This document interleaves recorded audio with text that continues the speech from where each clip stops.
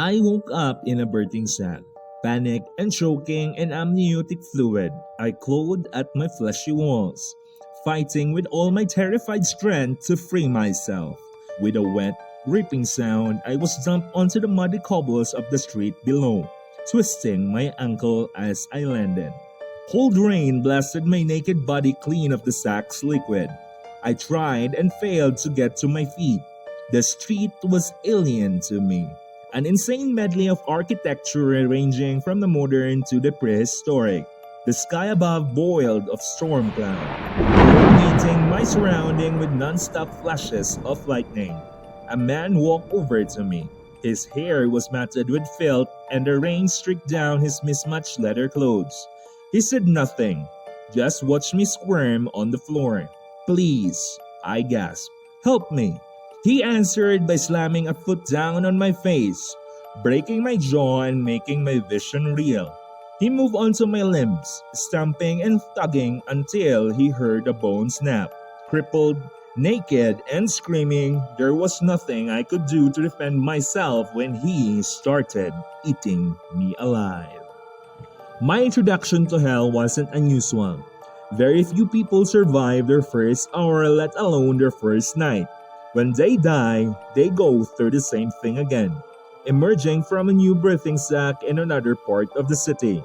Eventually, they learn to attack the first person they see, and if they're lucky, they'll be able to kill that person. That's the one rule of hell: the strong takes from the weak. Get used to the idea and you might just make it through the afterlife. I'm going to give you a helping hand.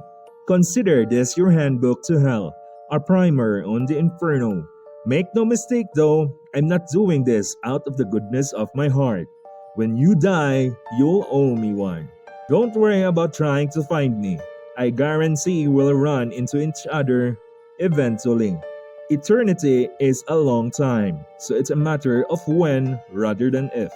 Do as I tell you and you'll have a better chance than most of avoiding my own nasty introduction to the pit.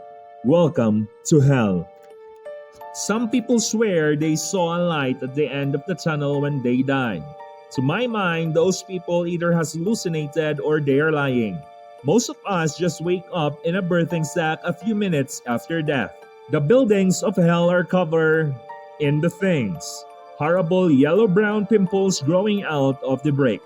I've already mentioned that the first thing you need to do is to claw yourself out and get ready to fight.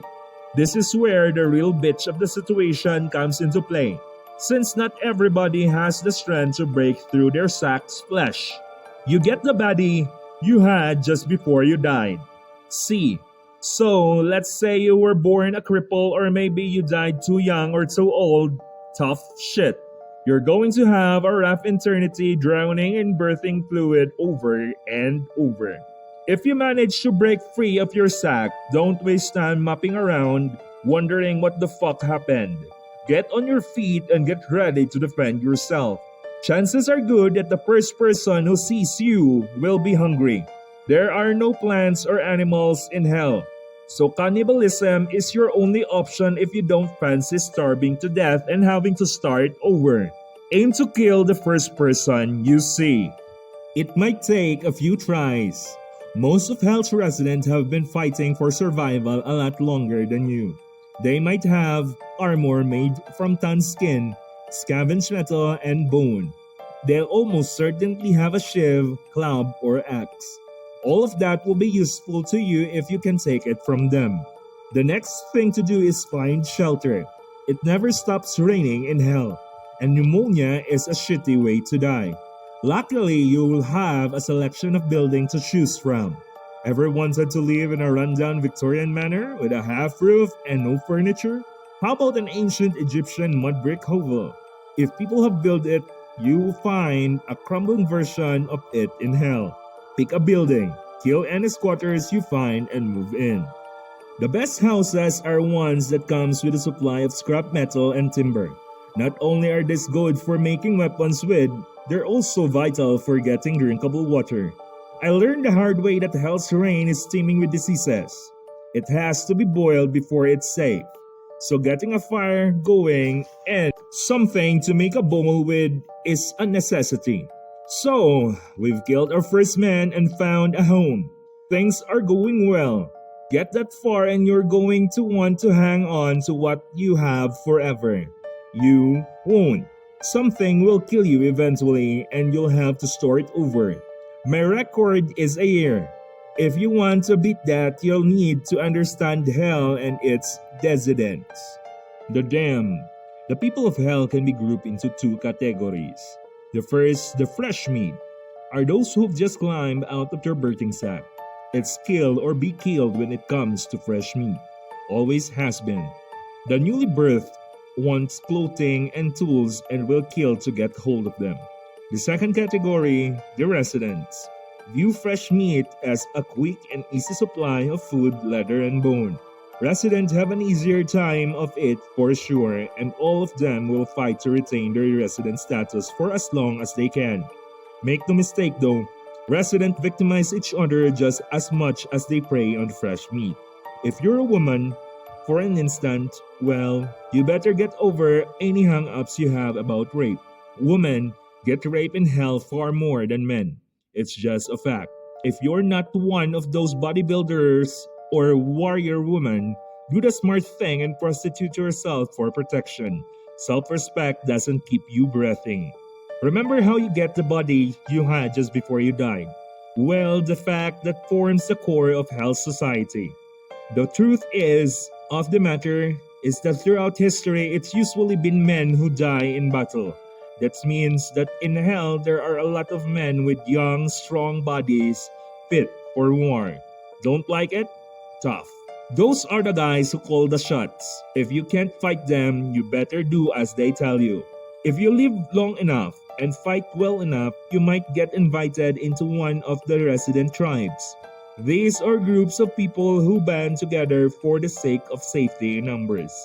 Believe me, being part of a group makes things a lot easier in hell. However, keep in mind that you're only part of the tribe for as long as you're a resident. Get yourself killed and it's back being fresh meat. Tribe are the closest thing to civilized society you'll find in hell. If you're part of a tribe, you have people on your side who probably won't kill you unless shit gets rough. Doesn't sound like much, but that's about as good as it gets. My own survival record was thanks to getting into a tribe. Life was good for a while there. We has about 50 soldiers and plenty of girls to come around. Nobody could touch us and men abide by our honor code. So usually fear of being stabbed in the back by your own friend wasn't too much of an issue. I could have spent my eternity in a reasonable comfort, but hell has ways of fucking over good things. Human flesh and boiled rainwater doesn't exactly make for a balanced diet, and sooner or later, even the strongest resident dies of malnutrition. I did well to last a year on it, though the last few months were agony. If I believe in God, I'd swear He designed hell in such a way that nobody stays on top of the food chain for long. The city and the wasteland. Most of the damned live in this, the city of hell.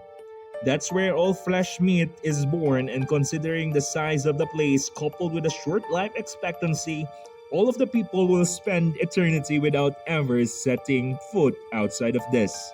Take my advice. Do not leave the city. Things are rough on the street. That's true. But trust me when I say it gets a whole lot worse if you try to live. This is surrounded by a wasteland called Gehenna. At first glance, it doesn't look like much. Just an empty expanse of gray stretching out into infinity. Something the damned lose that fire in the belly and the will to survive, and will set off wandering into Gehenna. Most of them never come back. I made the walk myself once, a long time ago. I don't care how hard you think you are. Spend enough time in hell and it starts to break you down. I'm not going to sit here and tell you that I'm a good person who never deserved this. Nobody can say that and not be a liar. I'm not evil though, or rather I wasn't. Not until I got to hell.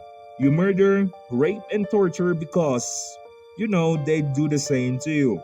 You're murdered, raped, and tortured because they know you'll do the same to them. Give it long enough and you just don't want to face it anymore.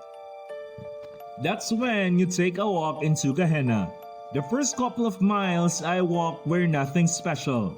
The rain stopped after a while, the sludge beneath my feet giving away to gray ash, and I caught my first glimpse of hell's sky beyond the clouds. It was a flat gray with a white sun, completely devoid of beauty or warmth. I trudged on. While walking through Gehenna, I lost my urge to eat, drink, or sleep. My body started to waste away, but I didn't care.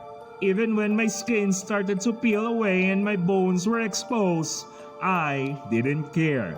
The further I walked, the hollower I became in mind, body, and soul. I don't know what would happen if I kept going. Frankly, I don't want to know. Some part of me still wanted to live, so I turned back.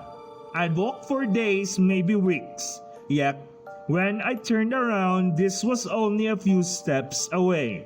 I stepped back into the city and my body finally fell apart. When I emerged from my birthing sack, I swore never to set foot into Gehenna again. Escaping from hell. There are ways to leave hell that should be obvious, otherwise I wouldn't be talking to you, would I? Sometimes the living get it into their head that they want to talk with the dead. They get their crystal, incense, and spirit boards in hopes of reaching their loved ones. Most do nothing more than trick themselves into thinking they've made contact. They smile or cry, convinced their beloved granny is playing the harp on a cloud somewhere before getting on with their lives. A few have the skill to actually reach us though. They can open a gate between hell and the world of the living that we perceive as a pillar of fire stretching down from the clouds. As soon as one of those pillars shows up, the damned scramble to be the first to get to it. You haven't seen the true nature of man until you've watched thousands of them swarming over each other, kicking, biting, and clawing to be the first one to escape. Contacting the dead always results in a bloodbath. Even the most civilized tribes fall apart the instant it became clear that only one of them can live. I've left hell twice now. Left my body behind and ridden that pillar of fire up into the clouds. Some people believe that you can be possessed by demon. Let me tell you something. Demons aren't real. What the living see as a demonic possession is just one of the damned testing out their new body. Let's face it, if you've fought your way through hell to get back to the world of the living, you're not going to be on your best behavior for long. Sooner or later, we take things too far. Our host dies or their family cave and recruit an exorcist. Then, we're fresh out of the birthing sack and on the streets again. I'm going to go now. When you get to hell, remember my advice, and that you owe me one. Maybe we can form a tribe someday. For the time being though, I want to see what my new body can do.